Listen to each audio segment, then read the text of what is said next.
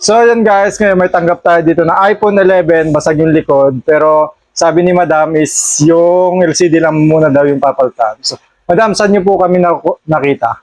Sa Facebook po. Yun, sa Facebook lang tayo nakita ni Madam. So ngayon, papalitan natin to ng mga LCD. Ang papalit natin dito is magandang klase na, yung OLED. So tara, palitan natin to.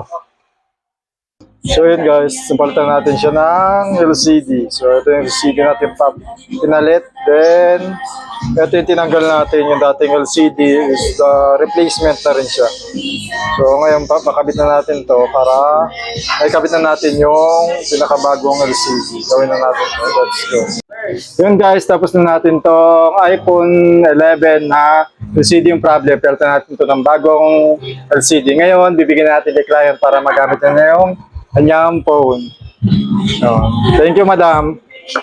Yun, sa mga gusto magpa-repair, visit lang po kayo dito sa Bodega Sale ni Aling Nena. Arat na!